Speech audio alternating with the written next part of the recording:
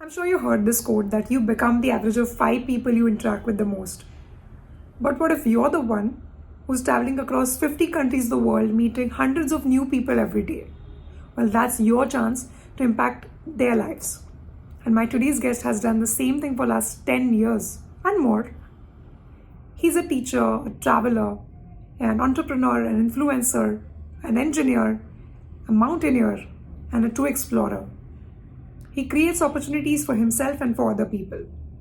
All his life, he's made some tough choices, some ambitious choices, and worked very, very hard to prove them right. His name's Anurag, and he's living a life that you and I can only dream of. Let's learn more about his journey in 5, 4, 3, 2, 1. Hi Anurag, how are you? Happy New Year! Happy New Year, Kalyani. I'm doing very well. Jule Yeah, from Ladakh. Ladakh. So, what are you doing there? I think there must be some fool who is spending his winter in Ladakh. I don't know. I came here to train, I think, in the Ladakh winters. Beautiful and harsh winters, quite peaceful, but at the same time very cold. And I also work remotely from here in Leh. So, what are you training for right now? I think, you know, I sometimes, apart from work, I happen to also climb mountains when mountains allow me to do. So I think I always need to get ready. And, whenever an opportunity comes, I better be trained. So I think I'm training right now for the spring season this year of climbing 8,000-meter peaks. And so, yeah, I think I really always find Ladakh and the mountains as the best training ground for me. So it offers the best suitable environment to challenge yourself, to train yourself in a similar conditions that, you know, uh, the 8,000 meters will offer. So, yeah, that's why I'm here. Yeah, I'm going to ask you more about that, but first let me take you back to almost 10 years ago. So, you were in Antarctica, right? Yes, yeah, yeah. Yeah, 2013, Can March you of believe this it's year. 10 years already to that? Yeah, I know it's been really long. Just before this call, I was having a conversation with a friend about the same Antarctica expedition, Hmm. 2013. So, how did you actually plan on doing that? Like, I'm sure it's not a random thought. You must have done a lot of thinking Uh, before going Not there. really, actually. To your surprise, I never thought of going to Antarctica ever in my life. I think I have not even clue that that you can actually go there. Back in the days when I was in college, I was watching this YouTube video of this gentleman called Sir Robert Swan, the polar Hmm. pioneer, and how he walked to both the poles, South Pole and North Pole. And I'm like, who is this person? Why even he did that? But that talk really that inspired me so much, that got me thinking, especially from the positivity that came out from that conversation from Rob, and that inspired me. And I was like, you know what, one day I just want to meet this person. How can someone be so positive? I really found him the most positive person on the planet, and my dream was just to meet him, really. Yeah. And when you dream of something, sometimes some of these dreams really come true. And in 2012 of January, on 16th of January 2012, I was in Pune. I was, Teach for India fellow, teaching students, and and then I learned that Rob is coming to Pune, and then he's doing a leadership talk, and everyone knew basically my craze to meet Rob. And in my room, there are Rob's poster lying on my room, and everyone like, go pack your bags, and you should meet Rob, attend his talk. And uh, and I'm like, okay, and I literally showed up on the auditorium in Pune, and listening to him gave me goosebumps in person. And after the talk, everyone is like, go meet him, or go on the stage. And me being such an introvert, shy guy, like, I'm like, what am I gonna talk about him, like, no, just go and meet him. And then I go on the stage, meet him, and I'm like, hi Rob. And and then his first question is, hi, what's your story, young man? And I'm like, I teach. I'm a teacher. And he's like, wow, that's amazing, you know. And then he spoke very highly about the role of teachers in bringing Mm. sustainability into classrooms. And I shared about the work that I was doing in my classroom around sustainability with the kids and, you know, education for sustainable development. He heard the story, and he's like, why don't you come and join me on the expedition this year to Antarctica? Oh. I mean, so I mean, not that this year, next year. Mm. So yeah, I think that's how it really happened. I was like, you know, I ignored it later on. I really did not bother and follow up. My dream was just to meet him, and I was so happy already. So never kind of thought that, oh, I have to actually go to and make it to Antarctica. And so yeah, that really happened. And like, you've never heard, no, never met anyone in your network and social circle who has been there back in the day. So it was really, you know, like, you know, it doesn't really happen in my life. So that kind of thing, it won't happen, and ignored it. And then his team really followed up after the expedition the same year in 2012. When they came back, uh, the team reached out and actually followed up. Did you apply for the expedition for next year? And I'm like, no, I didn't. Why? And then, you know, they forced me, and then I applied, and blah blah blah. I shared the work. All of that happened, and Heather, I remember Heather very clearly. She was the one who really supported me during this process. She was managing the expeditions with Rob at 2041. So Heather became my, you know, go-to person, point of contact there. She really helped me navigate through this, motivated me to apply, and then I did, shared my story and all of that. And yeah, I was lucky enough to meet Rob, and my kids were lucky enough to meet Rob.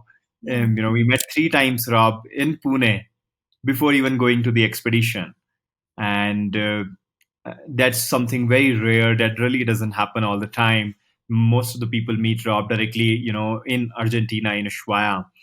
He saw my work, he met the kids, and he's like, you know, you're going to share your story of bringing you know, sustainability into classrooms, the role of a teacher in introducing that. And we'll have a lot of you know, people from all around the world from different walks of life joining the expedition, and the teachers has an integral role to play here. So that's, I think, my story, and why I joined the expedition was to really share the work and learn from everyone, all these, you know, global champions of sustainability coming from around the world, to experience Antarctica, to experience this magical continent, why it is important for us to protect and preserve this continent. And I got to witness that beautiful continent firsthand. Very, very grateful for all of that, and that changed my life. Visiting, first time stepping out of the you know, continent, I would Mm. say, out of Asia, and then you end up in South America and then Antarctica in few days. So you, the way you start looking at the world changes. You know, you are at the literally at the bottom of the earth, and you are soaking that beauty in, and then, you know what, when you return back, you are changed. Antarctica truly changes you, and that experience made me commit also that I want to continue working in creating these opportunities that I have got in my life, and also work towards, you know, sustainable development. Mm. So, so yeah, then rest is history. I think working with Rob, getting to know Rob, has truly inspired me and changed me and my children. Those who I used to teach, everyone knew it. They knew what they can do to save Antarctica. You know, like introducing that curriculum around Antarctica into schools back in 2012, Mm. 2013. Those days, like, it wasn't something that was heard of. And so I think as a teacher, as much as I was teaching them, but I learned myself so much. And that's where, you know, Antarctica became my teacher, Rob became a mentor, children became your teacher, you know. This journey was teaching myself, I was learning myself and growing. So yeah, that was Antarctica for me. Uh, So that is lovely. And can you tell us, like, how is the weather conditions over there? How long did it take to even reach the first point of the expedition? Like, I think it starts from Argentina, right? yeah, So, so can from you describe the whole Mumbai. journey of all these days? Yeah, so from I started like in from Pune, then to Bombay, Bombay to Dubai, Dubai to Rio, Rio de Janeiro, Brazil. from there to Ushuaia to sorry, there to Buenos Aires, Argentina, and then Buenos Aires to Ushuaia. That was the longest flight I've ever taken. I think it took me 36 hours to reach there to Ushuaia, and then you end up in Ushuaia, meeting so many people around the world, everyone welcoming you. We going for a hike. 3 days getting ourselves ready there, and then then we left for Antarctica. We said goodbye to the Beagle Channel and Drake Passage, prayed to the Antarctic gods, and set out to reach the Antarctic peninsula and the continent. It took us around, I think, 40 hours, 38 to 40 hours to cross the Drake Passage, known as the most roughest sea patch, roughest and dangerous sea in the world, where the Atlantic, Pacific, and sorry, the Southern Ocean, the Pacific Ocean, and the Indian Ocean, they meet. And so Mm. they call it the Drake is Drake shakes. You're all the time swinging like a pendulum, the whole ship. And if you can survive the Drake, it's like you're paying the tax to go to Antarctica, paying the tax to the Drake gods. Please allow us to safely cross the and so that we can reach Antarctica safely. It was beautiful. We reached the continent. We spent a lot of our time in the peninsula, visiting different places in the Antarctic peninsula, learning the first hand, how climate change has been affecting this beautiful Mm. continent, how glaciers are melting, how the icebergs are breaking down, how the ice you could see so much further drifted towards the north. And so you can really see it, like how things have changed from what it was used to be in previous years expeditions. And Rob was sharing those stories with us on the ship, and so yeah, we good to really experience all of that. And our landings happened in Antarctic continent. We climbed a few times. We slept under the Milky Way galaxy. First time I saw the Milky Way galaxy. We make our own homes, putting tents there, ice walls, and like this was all first time we're doing. Like for me, Antarctica, pretty much everything you've experienced was a first time experience. I've never even been living into a tent before that, or been on a ship before that, or thinking of everything pretty much that happened during that experience was an overwhelming journey. So many inspiring people, doing great stuff. And also to answer your question around temperatures, I think temperatures were not as low as I would say now what I experienced in Himalayas, because we were visiting towards the end of Antarctic summers in the pretty much March, the first 2 weeks of March basically. So the temperatures were varying between, I would say, somewhere between -10 to -20. Um, and maybe in the nights it was much colder, but Mm. only we have experienced that when we were spending the night outside onto the continent, sleeping outside. Otherwise, we used to, come back and sleep on the ship. Okay. So all these incredible experiences and learnings you brought back to your classrooms in India, right? Indeed. But people don't know that you're an engineer. And how were you teaching? Like, how did you start teaching basically? Tell us about that. Yeah, I think I graduated as a software engineer, like pretty much every other Indian, um, and computer science and IT, but then realized this is not my cup of tea for lifetime, not something I wanted to do. I spent a lot of my time during college days actually volunteering, working for different causes, different nonprofits, and I saw myself really growing. I was truly learning. I was seeing a different world, looking at it from a different lens. A new perspective came in, like to see that the work you can do actually can also make a lot of impact. And I think Mm. back then I really couldn't see the impact of tech. Maybe I was too naive back then, or haven't really seen real case studies, and that how the work, what I'm studying in the classroom will gonna actually make good impact on the planet, on the society and communities. So I really decided to pretty much leave tech. I got a lot more inclined and interested towards the development sector, international development, social development, sustainable development. A lot of these things got my attention. And while volunteering with various nonprofits and organizations to working toward these causes, I realized this is my interest really lies in. I learned about this Teach for India fellowship. I applied, got selected, and I think that was the best decision I made to start my Mm. career, as a teacher, as a fellow with Teach for India. And and spending the best 2 years with 60 kids in the classroom in Pune. I was teaching grade 2, grade 3 kids, very young kids. I think the best time of my life for sure. And that has personally transformed me and shaped me as a better person, I hope so. And yeah, so I'm glad that happened to my life. So that transition from engineer to teacher, I think educator, kind of, happened during that phase. Right. And now you're working with Seed Star, right? So tell us about that. What is it exactly doing? And what's the impact they want to have? Yeah, great question. I think so. It's been almost a decade now. Seed Start didn't happen overnight. I think there are dots Yeah. that led me here also. But after completing my fellowship with Teach for India, I spent some time in the ed tech sector in the education space. I continued working with one of the startups at tech startups at IIT Bombay for a while, helping build the computer Hmm. science curriculum. So tech really, I tried leaving tech, but tech really couldn't leave me. So I had this tech intervention. I think throughout my journey, after the fellowship, also education and tech happened. Then after I left, I took a break. I volunteered, consulted various nonprofits, spent a lot of time traveling and learning myself, creating my own experiential learning journeys. And I think during that process in 2014, I came across this program called Startup Weekend, and that Hmm. actually was mentoring. It's in helping people build startups in 54 hours. And I was Wow. mentoring there. I learned so much. I had a great time, but I also had a lot of feedback how we can improve this program. And I really reached out giving the feedback. And then, uh, I'm like, I think we can make this program better.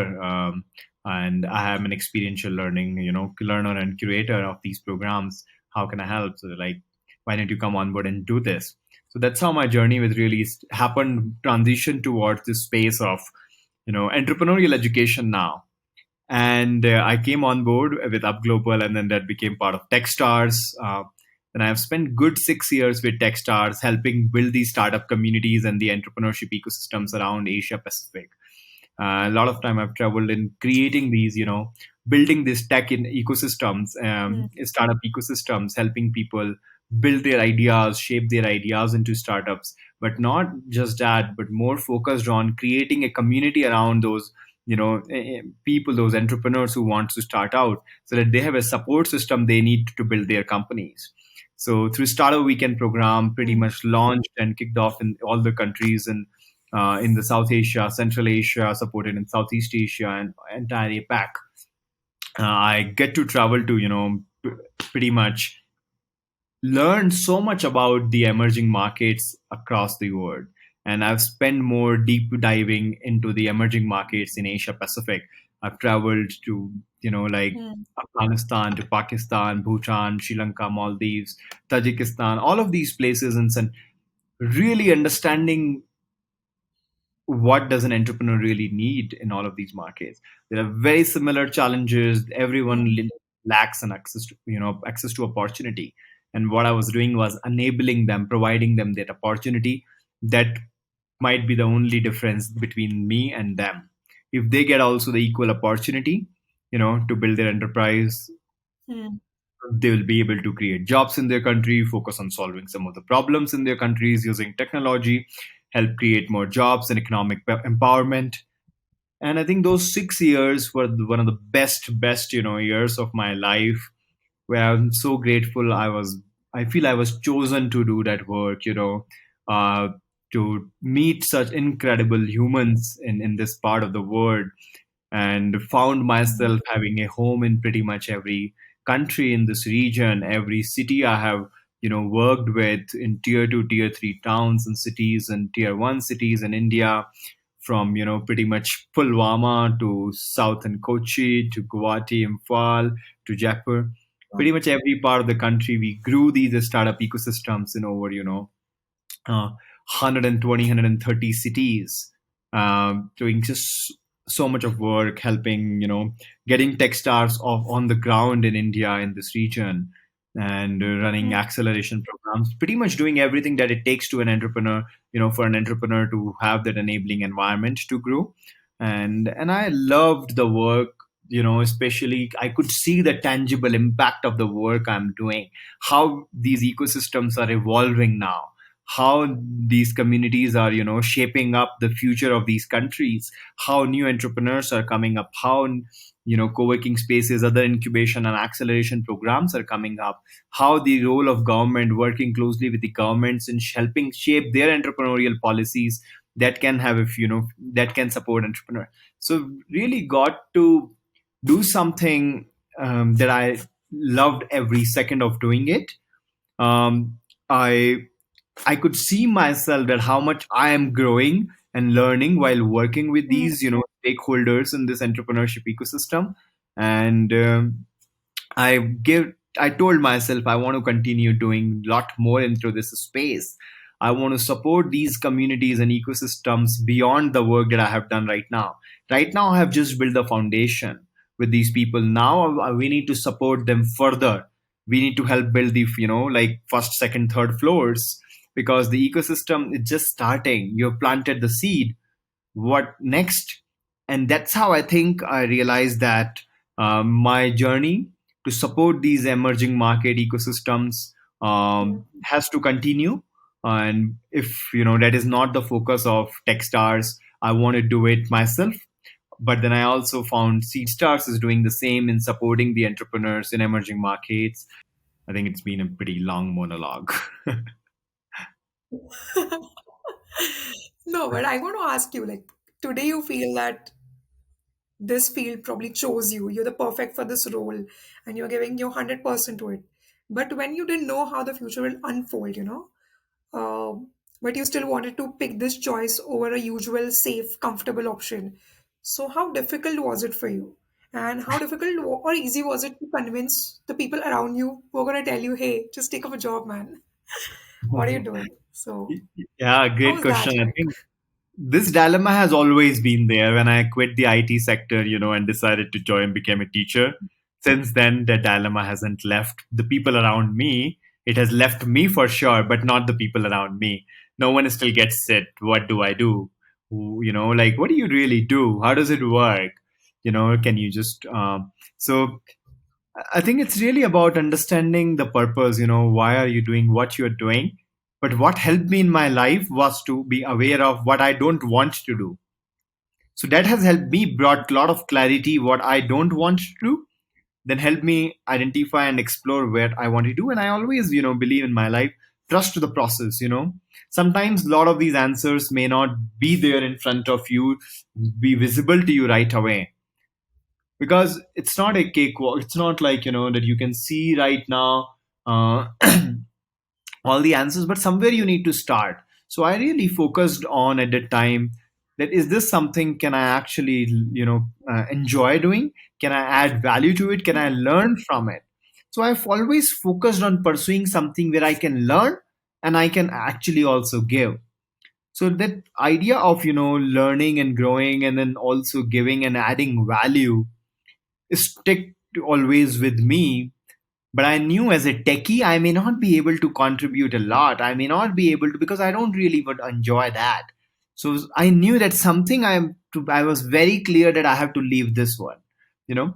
But I started seeing I'm very good with building communities, bringing people together, ideas together, organizations together, narratives together, creating those serendipitous connections together, making magic happen through those community building. So I became a hardcore community builder. You know, I gave first, continuously helping and nurturing these ecosystem. And and you know what? What you're realizing, the more you give, you are actually the one receiving always. You are already receiving so much out of it in your journey, and you know what? When you receive so much of love, you want to do more of that. And I think I sticked around. I had no plan that I will be there doing this work for 6 years or a decade. But that's where you learn that all the work that I'm doing will only be able to see the tangible impact in a Hmm. decade's time or even more. Because community building is not a thing that you do it like by organizing one event. It's a continuous process. It's a long term mindset that you need. It's not a zero sum game that you're looking for, that you deliver on this and then you have a result instantly. You put something from this, you put something into this box and then you have it. There is a big black box that you need to develop. and that community building also takes time, and that black box is what we were figuring out. And everything was new for me. Enjoyed that. I love entrepreneurial roles. My roles in these organizations are very entrepreneurial. I get to decide what I do, so I started enjoying all of it and learned that, what, this is the kind of role I really like. I can't really work in a company where I've been told to do certain things. But here I get to decide my strategy. I get to decide what I need to do into the region, what the region really needs. I have my inputs and decision making around it. So I think that also kept me going, the entrepreneurial roles, and where I get to work as an entrepreneur in an organization. And now you have started to recognize yourself as a mountaineer. So, how did that start? And how are you creating a space for yourself in the field of mountaineering? Oh gosh, that's a uh, mountaineering. I think it's a long dream. It's not. I think it's just now we are seeing it because the time has come. But that has always been there at the back of mind since 2011. Almost 12 years, 13 years, and I've been waiting for that day when I could really start pursuing this. Mountaineering is expensive. I couldn't really afford back then when I was in college. I was like already, not pursuing engineering role out of in the career, and joining this Teach for India fellowship, as a teacher, and then asking for more support from parents to do something in mountaineering, to do a mountaineering course was out of question.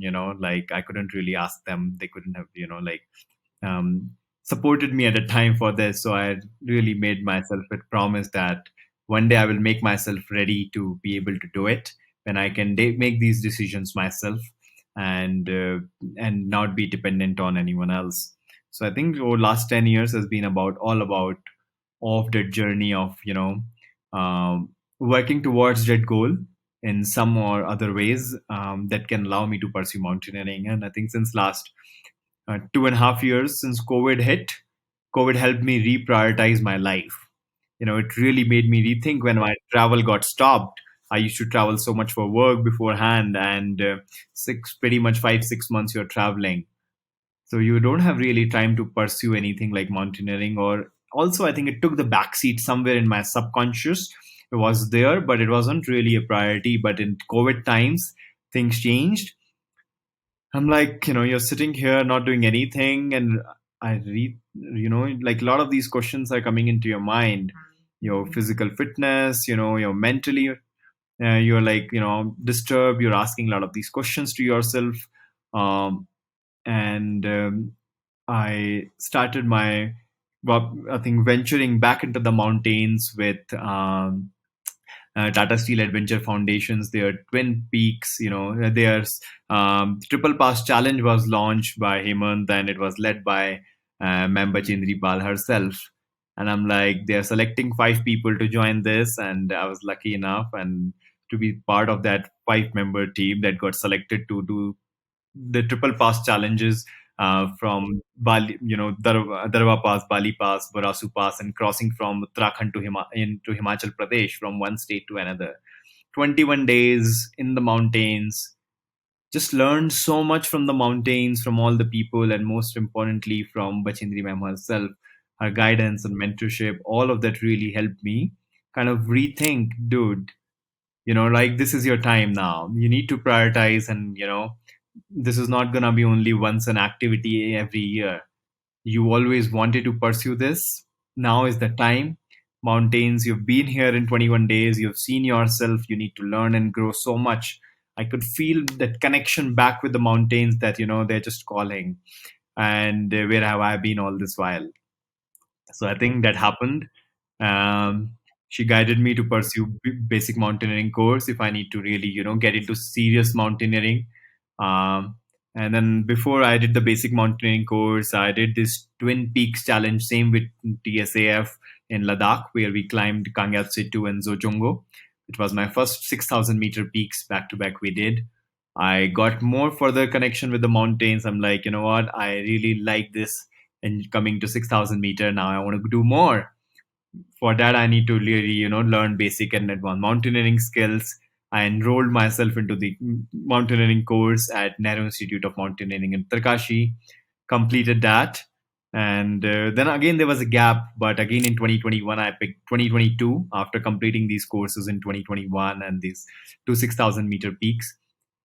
2022 has been a great year where I'm like, I need to challenge myself and do a more deeper dive, because during these journeys in mountains for long, 1 month, 2 weeks, 3 weeks, 4 weeks, I realize I'm learning so much. I'm discovering every time my human potential, and that's my purpose of life, to really discover my human potential, what as a human being, and, you are set out to do physically, mentally, spiritually, psychologically, financially. In all of these ways, mountains really challenges you, throws you out of your comfort zone. It gives you a playground, open playground, a classroom to learn, to really hone yourself to become a better human being.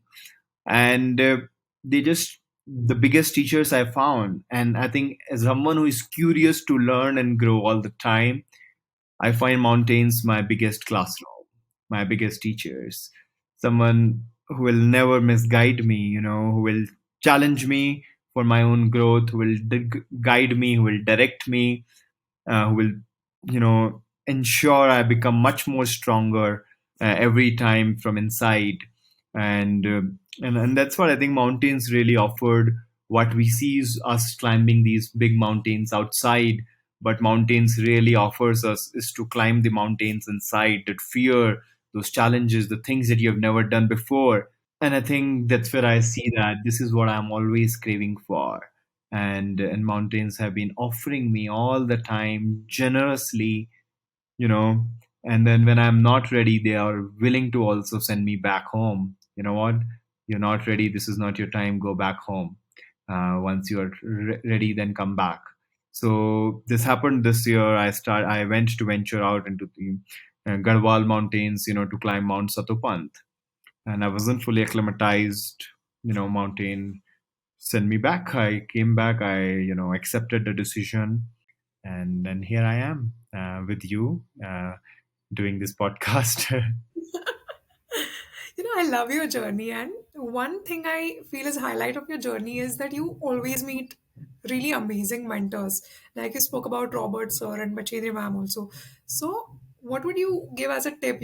How to find the right mentor for yourself, and without scaring people, how to approach them so that you can actually find someone who can help you. Yeah, the great question. I think mentors have been an integral part of my life, and in different phases of my life, there have been different mentors. They help you take you from one stage to another stage. Starting with my parents, like my grandparents, my biggest mentors, starting with the teachers in schools to, Viral Bhai when it comes to my values, through LMAT and initiatives of change, through meeting Robert Swan, to my kids. Honestly, I've learned so much from them, to, meeting Bachendri Pal ma'am, getting her guidance, mentorship, motivation, so mentorship is not something that only you seek. You also give. You also become mentors to others. And I think that's where, once we realize it, that all of us can be mentors to some people. All of us can also receive mentorship. It's not really always about the age, that it only comes with white gray hair. No, you can learn from even younger people. They have experience in that particular field more than you.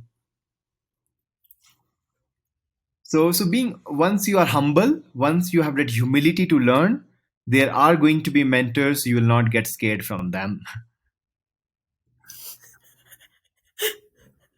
I couldn't agree more with you. Like, so important. And on that note, I want to thank you for being here with us and giving so much time from your crazy busy schedule and ice climbing routines. So thank you so much, Anurag, for being here. Thank you. I hope it was a good Thank you, experience for Kalyani. you. It's lovely having this conversation with you. I'm also grateful that, we got to connect and heard your journey. That's also inspiring. So I hope you also continue your podcasting journey and your mountaineering journey. And if there's anything I could be of any help, I'll always be here.